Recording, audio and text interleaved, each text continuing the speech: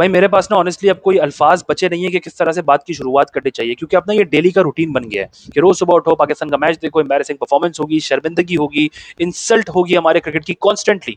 और अब ऐसा लगता है जैसे क्रिकेट के अंदर ना हमारी लाइफ लूप में चल रही है, कि रोजाना का मामूल बन चुका है कि इसी तरह से हमारा क्रिकेट चलना है। अब मुझे ये रियलाइज होता है, मुझे फील होता है कि आईसीसी बिल्कुल ठीक कर रहा था कि एक टीयर वन था रेड बॉल क्रिकेट में, एक टीयर टू बन रहा था कि टीयर वन की टीम्स अलग होंगी, टू की अलग होंगी। मुझे लगता था नहीं यार, मैं इमोशनल होता था कि यार हमारे क्रिकेट के साथ गलत हो जाएगा, पाकिस्तान क्रिकेट के साथ भी, बाकी टीम्स के साथ भी, तो सबको एक दूसरे के साथ खेलना चाहिए। लेकिन अब फील हो रहा है कि आईसीसी बिल्कुल ठीक कर रहा था भाई, डाल दो पाकिस्तान को टीयर टू के अंदर, और जो टीयर टू की बाकी टीमें हैं ना उनको उठा के टीयर वन में डाल देना, और पाकिस्तान की तीन चार टीमें बना के टीयर टू में डाल दें, वो आपस में खेलेंगे, वहां भी हार जाएंगे, क्योंकि जीतने की सलाहियत हमारे किसी एक प्लेयर में भी नहीं है। वो एनर्जी, वो मोटिवेशन, वो मकसद कि यार हमने अपनी टीम को जिताना है, किसी में वो एनर्जी नजर नहीं आ रही होती है। ना हमसे बैटिंग होती है, ना बॉलिंग होती है, फील्डिंग करने जाते हैं वो भी नहीं होती है। हैरी ब्रूक का कैच भी छोड़ दिया, जो सबसे इंपॉर्टेंट कैच था, सबसे बड़ा कैच था, कि वो हैरी ब्रूक जो हमें हर वक्त आके बड़े आराम से मार के चला जाता है अक्रॉस फॉर्मेट, हमारे घर आता है वहां भी पेल देता है, यहाँ पे खेल रहा हो यहाँ पे भी, T20 वर्ल्ड कप में भी वहां भी सेंचुरी मार के मैच जीत जाते हैं। मतलब हैरी ब्रूक का कैच बड़े आराम से हमारे च्विंगम कैप्टन सलमान अली आगा जो है वो ड्रॉप कर देते हैं। दुनिया की किसी पिच पे खिला दो, हमारे प्लेयर्स से वहां नहीं खेला जाएगा, फ्लैट पिच हो, स्पिनिंग ट्रैक हो, सीमिंग फ्रेंडली कंडीशन हो, किसी पिच पे भी हम आके डोमिनेट नहीं कर सकते, तो भाई खेलने का फायदा क्या है? आई थिंक अब टाइम आ गया पेटिशन जाहिर करने का कि हमसे ना ले लें ये टेस्ट स्टेटस।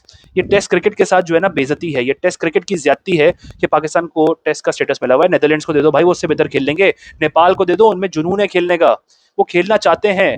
हमारे प्लेयर्स में कोई एनर्जी नजर आती है? हर वक्त शोल्डर्स डाउन रहते हैं, फील्डिंग करने जाते हैं तो बॉल बाउंड्री पे चली गई, गिव अप कर दिया, वहां पे बॉल उठाने की भी हिम्मत नहीं है, एनर्जी नहीं है इन लोगों के अंदर। रिजवान इतने साल खेलने के बाद भी जीरो गेम अवेयरनेस है कि एक बंदा खरीद से इतना आगे निकल चुका है कि अपील कर रहे हैं अपना डांसिंग शो करते हुए, भाई वो उसके हाथ में बॉल है, स्लिप के हाथ में, वो बॉल हिट कर रहा है, हट जाओ विकेट के आगे से। Zero game awareness. क्यों है ये सब? क्योंकि हमारी क्रिकेट की जो कैप है ना उसकी वैल्यू इतनी सस्ती कर दी है कि किसी को भी पहना दो, वो आके खेलना शुरू कर देगा, और फिर जाहिर है जब मेरिट पे नहीं आएंगे, स्किल्स पे नहीं आएंगे, तो कॉन्फिडेंस लेवल ही नहीं होगा खेलने का। सामने ना स्लेजिंग कर सकते हैं, ना अग्रेशन दिखा सकते हैं, ना कोई फाइट कर सकते हैं, कोई एनर्जी नजर नहीं आती। एक साजिद के अलावा पूरी टीम में पाकिस्तान के अंदर कोई एक ऐसा प्लेयर नजर नहीं आता जो जीतने के लिए आया हो, जो जान मारने आया हो। इवन साजिद अगर सब्स्टिट्यूट फील्डर भी आता है ना, तब भी वो अपनी एनर्जी दिखा रहा होता है कि भाई मैं जीतना चाहता हूँ पाकिस्तान के लिए, पाकिस्तान को जिताना चाहता हूँ। हमारा कोई एक ऐसा प्लेयर नहीं है भाई। बॉलिंग देख लीजिए, पूरी रात बारिश हुई है। शुरू में तो बहुत अच्छी खबर थी कि बारिश हो रही है, पाकिस्तान खेलेगा ही नहीं, तो हम बच जाएंगे डे टू में, एक हमारा एम्बैरेसिंग डे होने से बच जाएगा। पूरी रात बारिश हुई है, ड्रीमी कंडीशंस होती हैं पेसर्स के लिए, फास्ट बॉलर्स के लिए। वो दुआएं करते हैं कि रेड बॉल क्रिकेट में ऐसी कंडीशंस मिल जाएं भाई कि जिसमें बारिश हुई हुई हो, जब कवर्स हटेंगे बॉलिंग कराएंगे, डोमिनेट करेंगे। हमारे बॉलर्स आके एक एक ओवर में चार चार चौके खा रहे होते हैं यार, 125 130 स्पीड से बॉल करा रहे होते हैं। और खुर्रम शहजाद एक ओवर में तीन चौके, एक ओवर में चार चौके, फिर उसके ऊपर सोने पे सुहागा, नो बॉल। नो बॉल भाई साहब ऐसे कराते हैं जैसे वो भागते हुए आ रहे हैं 150 की स्पीड में बॉल कराने के लिए, और पूरी जान लगा के पांव इतना बाहर क्रीज के डाल के नो बॉल करते हुए जब बॉल फेंकते हैं तो 126 की स्पीड पे बॉल हो रही होती है। मतलब ऐसी ओवरकास्ट कंडीशंस पे भी हमारे पेसर्स जो है वो यूटिलाइज नहीं कर रहे होते इन कंडीशंस को, कि आके कैसे डोमिनेट करना है, कैसे खेलना है। और फिर जब स्टुअर्ट ब्रॉड या कोई भी आके कहता है पाकिस्तान के बारे में कि Pakistan is a poor side, तो उस पर सलमान बट आके कोई जवाब देने की कोशिश करते हैं, और फिर वही वाली बात है, हम इन्हीं चीजों पे खुश होते रहते हैं। प्रॉब्लम हमारे क्रिकेट का ठीक ना होने का जो सबसे बड़ा प्रॉब्लम है ना, वो यही है कि हम अपनी गलती को एक्सेप्ट नहीं करते। सलमान बट ने आज जवाब दे दिया, सलमान बट ने औकात दिखा दी स्टुअर्ट ब्रॉड को, ये कमेंट्स कर रहे हैं लोग। उसने क्या गलत कहा है? कोई गाली दी है? कोई घटिया बात की है? पुअर साइड, पुअर तो बहुत छोटा वर्ड है भाई। जो हमारे हर फॉर्मेट में हालात हैं, हम कहीं भी डिजर्व करते हैं इस वक्त खेलना, हम किसी के साथ कॉम्पीट कर सकते हैं। उसने यही कहा है ना कि एक पुअर साइड है, तो सलमान बट आगे से जवाब दे रहा है कि भाई खुद क्यों एशेज 5-0 हारते हो। यही सबसे बड़ा प्रॉब्लम है कि अपनी गलती को एक्सेप्ट ही नहीं करना है। अपने आप को ठीक करने का सबसे पहला तरीका होता है कि अपनी गलती को एक्सेप्ट करो कि यार मैं गलत हूं। जब आप अपने आप को गलत समझोगे नहीं तो आप कैसे ठीक करने जाओगे? अनबिलीवेबल यार, मतलब अफसोस हो रहा होता है देख करके किस लेवल की बॉलिंग चल रही है यहाँ पे। आखिर में अली उस्मान जो है उसने 5 आउट कर दिए, पंजा लगा लिया, वेरी वेरी वेल बॉल। उसने कुछ बॉल बहुत अच्छी की हैं, अच्छे एरियाज पे हिट किए, लेकिन भाई फ्रैंकली स्पीकिंग ये जो विकेट मिली है ना आखिर में, इसमें भी क्रेडिट जो है ना इंग्लैंड को जाता है कि उन्होंने अपनी विकेट्स गंवाई हैं, अपनी विकेट थ्रो की हैं। मैंने कल भी कहा था कि ये एक टुल्ला टीम है, इसमें है इस तरह के लोग जो स्लॉगिंग कर रहे होते हैं, और वो एकदम से स्लॉगिंग शुरू की, विकेट्स मिलना शुरू हुई हैं। बहुत स्पेशल परफॉर्मेंस कोई पाकिस्तान ने नहीं दी है। अली उस्मान का असल रोल जो था ना वो फोर्थ इनिंग्स में आना था। अगर थोड़ी सी बैटिंग पाकिस्तान बेहतर कर लेता, या इवन हैरी ब्रूक का कैच हमारे चुंगन कैप्टन पकड़ लेते, तो शायद थोड़ी सी पिक्चर डिफरेंट होती और पाकिस्तान कहीं किसी तरह से 170 180 का टारगेट अगर दे देता, बोर्ड पे लगा देता, तो चौथी इनिंग्स पे फिर शायद अली उस्मान का एक रोल होता कि वहां पे आके स्पिनर्स के अगेंस्ट इंग्लैंड स्ट्रगल कर रहा होता। लेकिन अब इतनी लीड बन चुकी है यार। मैंने कल कहा था ना कि 350 400 तो ये हंसते खेलते बनाएंगे। 350 से 400 का स्कोर तो बनाना है इन्होंने। अभी 8 आउट हो चुके हैं, 2 बाकी हैं, 195 की लीड ऑलरेडी बन गई है, ऑलमोस्ट 200 रन की लीड। मतलब आप सोचो ना, सिर्फ एक हाइपोथेटिकल सिचुएशन पैरेलल वर्ल्ड में जाके कि पाकिस्तान 200 की लीड पूरी कर रहा है। पाकिस्तान की वो टीम जो तीसरी इनिंग्स या चौथी इनिंग्स में जब बैटिंग करने आती है, यानी कि अपनी दूसरी इनिंग्स में, तो वो कोलैप्स होने की उनकी एक मिसाल है। पूरे बिखरे हुए होते हैं, पहले लेट जाते हैं, वो बिछ जाते हैं कारपेट बन के कि हमने खेलना ही नहीं है, बल्ले छोड़ देते हैं जैसे खेलना आता ही नहीं हो। दूसरी इनिंग्स क्या, पहली इनिंग्स में भी खेलना नहीं आता इनको। आप देख लो ना यार, ये इमाम उल हक की परफॉर्मेंस हमारे सामने है, सलमान आगा, रिजवान, ये कितने सालों से खेलते हुए आ रहे हैं। और हैरी ब्रूक को आप देख लें, ठीक है उसका कैच ड्रॉप हुआ, आई अंडरस्टैंड कि उसका कैच बहुत इंपॉर्टेंट था और आगा ने पूरा गेम गिरा दिया वहीं पे। गेम तो वैसे ही हमारा पहले दिन गिर गया था, लेकिन थोड़ी बहुत जो उम्मीद आ सकती थी, थोड़ी फाइट हो सकती थी, जीतना मुश्किल था लेकिन जान मार सकते थे, वो आगा ने गिरा दिया। लेकिन अगेन आप डिफरेंस अब उठा के देख लो कि हैरी ब्रूक ने सर्वाइव किया, लेकिन वो ऑलमोस्ट रन बॉल खेलता रहा, एक ओवर में 4 4 चौके, 3 3 चौके। और हमारे बैट्समैन क्या कर रहे होते थे, वो 40 पे आके भी रहता था कि पहली बॉल खेल रहे हैं। इमाम को देख लीजिए, वो भी सर्वाइव कर गया था ना पहले में। शुरू की दूसरी बॉल पे एज लगा, कैरी नहीं हुई स्लिप तक, एजेस लग रहे थे, उसने सर्वाइव किया। और सर्वाइव करने के बाद वो 40 पे आकर भी रहता था कि पहली बॉल खेल रहा है। ये डिफरेंस है भाई हमारे प्लेयर्स में। बुजदिल प्लेयर्स हैं, अपने लिए खेलते हैं। और सबसे बड़ा इशू हमारे फैंस ही है, हमारा फैन क्लब ही है कि ये बेयर मिनिमम पे खुश होने लग गए हैं। ये इश्तिहारी सुपरस्टार्स ने, इश्तिहारी प्लेयर्स ने आकर बेयर मिनिमम पे सेलिब्रेट करना सिखा दिया है। अपनी पीआर टीम के तहत के 40 बना लिए। कमेंट्स आते हैं apart from Imam and Abdullah, बाकियों ने क्या किया, apart from Babar, apart from Rizwan, ये सारे कमेंट्स आ रहे होते हैं जितने भी इनके फैंस हैं। मैं किसी की भी बात करूं, गालियां दे आके कुछ भी करे, बाबर हो, रिजवान हो, आगा हो, इमाम हो। इमाम के तो खैर कोई फैंस ही नहीं है, उसके तो घर वाले भी फैन ना हो। लेकिन पॉइंट ये है कि इनके फैंस ने आकर जो है ना, ये बेयर मिनिमम पे 40 40 45 पे खुश होना सिखा दिया है कि यार ये देखो इसने 40 किया, बाकियों ने कुछ नहीं किया। भाई जीत जीत में कब कंट्रीब्यूट करेंगे, बड़ा स्कोर करके स्कोर चलाएंगे किस तरह से?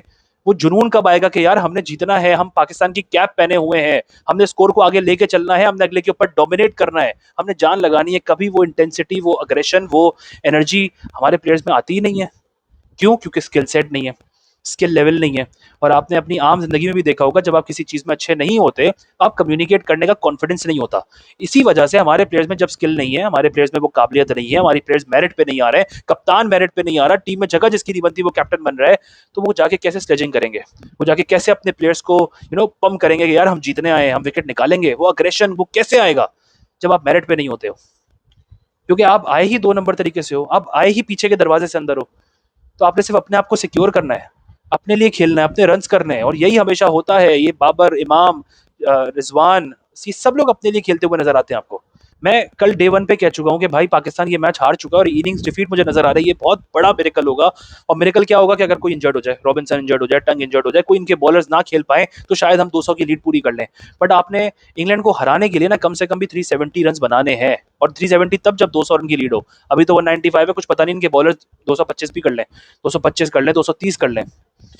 अगले 25-30 मिनट में आके वो वही वेस्ट इंडीज वाला काम करेंगे, मारधाड़। क्योंकि इंग्लैंड भी टुल्लो की भरी हुई टीम है ना, मैंने कहा है, तो वो भी मारधाड़ करेंगे। उस मारधाड़ में 220 225 बन जाएंगे। उसके बाद फिर हमने एटलीस्ट मिनिमम 400 करने होंगे।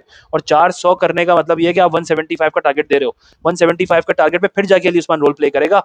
हम क्या ये सोच सकते हैं कि हमारे पास कोई ऐसे प्लेयर हैं जो पूरा दिन कल खेलेंगे, डोमिनेट करेंगे और 400 रन बनाकर आएंगे चौथे दिन तक, और फिर इंग्लैंड को बैटिंग देंगे? मतलब आप सोचे ना हमारा कितना बड़ा डाउनफॉल है। यूनुस खान कितना अंडररेटेड प्लेयर है कि वो इतना बड़ा प्लेयर था। वो चौथी इनिंग में खेलता था 50 की एवरेज पे। वो वो जिस भी कंट्री में जाता था, हर दूसरी कंट्री के अंदर उसकी एवरेज 50 से आती थी। उसके पूरे करियर में एक साल ऐसा था जहां उसकी 50 की एवरेज नहीं थी या 45 प्लस की एवरेज नहीं थी। इतने अंडररेटेड प्लेयर्स से हमारा डाउनफॉल कहां से कहां आ गया। और हम किसी ऐसे इश्तिहारी सुपरस्टार्स को बोलते हैं कि पाकिस्तान के सबसे बड़े प्लेयर्स हैं। एटलीस्ट इसने 40 बना लिए, बेयर मिनिमम पे हम तालियां बजाने वाले लोग हैं। मतलब मैं अभी तक हैरान हूं कि हमारे बॉलर्स एक ड्रीमी कंडीशंस पेसर्स के लिए, उन कंडीशंस को अर्ली ऑन यूटिलाइज ही नहीं कर पा रहे हैं। उनसे बॉलिंग ही नहीं हो रही है। वो एक एक ओवर में 3 3 4 4 चौके खा रहे हैं। और ये वही बॉलर्स हैं जो हमारे बैट्समैन को ना नेट्स पे बॉलिंग कराते हैं। बाबर, रिजवान, इमाम, इन सब प्लेयर्स की तभी तो फॉर्म रहती है भाई। सलमान अली आगा, ये सारे क्यों अच्छा खेलने लग जाते हैं? वहां पे क्यों अच्छे शॉट्स लग रहे होते हैं? क्योंकि 125 130 की स्पीड पे बॉलिंग करा रहे हैं। हमारे बैट्समैन जैसी रियल लाइफ में आकर किसी को 140 150 पे फेस करते हैं और घूमती हुई बॉलें उनको मिलती हैं, उनके हाथ पैर फूल जाते हैं। उनसे वहां खेला नहीं जा रहा होता है। ये हालात है यार हमारी टीम के। मतलब मैं सिर्फ ये सोच रहा हूँ, मतलब अभी तीसरा दिन शुरू होगा, उसमें जब हमारी बैटिंग आएगी, कल बारिश इतनी एक्सपेक्टेड नहीं है, लेकिन अर्ली ऑन थोड़ा बहुत तो स्विंग मिलेगा जब इंग्लैंड के बॉलर्स आएंगे बॉलिंग करने के लिए। वो प्रॉपर तरीके से कंडीशन को यूटिलाइज करने की कोशिश करेंगे कि जल्द से जल्द इनके कुछ विकेट गिरा दो। ऊपर से अगर पाकिस्तान के 2-3 आउट जल्दी हो गए, उसके बाद तो फिर हमने बिखरना ही है, फिर हमने बिछना है कारपेट बन के। और ये अनफॉर्चुनेटली हमारी रियलिटी है। अगली टीम को पता है कि पाकिस्तान के ऊपर बॉल वन से प्रेशर डाल के रखो, ये अपने ऊपर इतना प्रेशर ले लेंगे, खुद ही विकेट देकर जाएंगे, कुछ करने की जरूरत भी नहीं पड़ेगी, कुछ स्पेशल नहीं करना पड़ेगा। इंग्लैंड के बॉलर्स को देख लीजिए कि राइट एरियाज को हिट कर करके कंसिस्टेंटली उनके बॉलर से विकेट्स निकाली। और यहाँ पे खुर्रम से, अली से सीधी बॉलें नहीं होती हैं कि हम 6 बॉलें एक एरिया को हिट करके करा लें भाई, और कुछ नहीं करना है, एक जगह पे बॉल मारनी है, बैट्समैन खुद गलती करेगा। और ये होता है रेड बॉल क्रिकेट में। Red ball cricket is all about patience, चाहे वो बैट्समैन का हो चाहे वो बॉलर का हो। बॉलर को अपनी 6, 12, 18 बॉलें एक जगह पे करनी है और उसको फल मिलेगा ही मिलेगा। हमने देखा था बीजीटी के अंदर भी, ऑस्ट्रेलियन बॉलर जब इंडिया को बॉलिंग करते थे तो वो एक एरिया को पकड़ के रखते थे, खुद कोई ना कोई आउट हो जाता था, चाहे वो केएल राहुल हो, चाहे वो रोहित शर्मा हो, चाहे वो कोहली हो, मिलती थी विकेट, क्योंकि बैट्समैन पे डेस्परेट होता है और वो, और बॉलर को वही अपॉर्चुनिटी ग्रैब करनी होती है। एनीवेज डे 2 में तो कम्प्लीटली इंग्लैंड ने जो है ना हमारा जनाजा निकाला है, जिस तरह की परफॉर्मेंस पाकिस्तान की ओवरऑल हुई है। और इसमें सबसे बड़ा ब्लेम और किसी को नहीं, च्विंगम को जाता है, च्विंगम आगा को, कि जो कैच उन्होंने ड्रॉप किया है ये बनता नहीं था।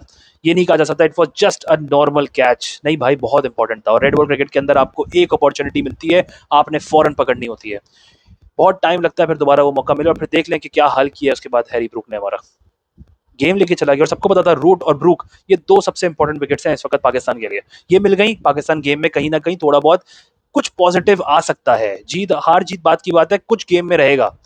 बट ये गेम पाकिस्तान ने अपने हाथ से गवा दिया, अपने हाथ से गवा दिया। अब कोई बॉलर इनका इंजर्ड हो जाए या बहुत बुरी वेवर्ड बॉलिंग कराना शुरू कर दे इंग्लैंड, तो पाकिस्तान 200 की लीड पूरी कर लेगा। लेकिन फिर वही बात है कि 200 की लीड पूरी करके 400 रन बनाना और 200 का टारगेट देना, ये नेक्स्ट टू इम्पॉसिबल लगता है पाकिस्तान की कैपेसिटी को देखते हुए और हमारे प्लेयर्स को देखते हुए, क्योंकि किसी में इतना कैलिबर ही नहीं है कि वो पूरी इनिंग्स खेल सके, किसी के वो हालात नहीं है। बट एनीवेज, आपका क्या ख्याल है डे 2 के हवाले से जरूर बताइएगा कमेंट सेक्शन में। अपना ख्याल रखिएगा, फिर मुलाकात होगी अगले दिन, तीसरे दिन मैच के। Good bye.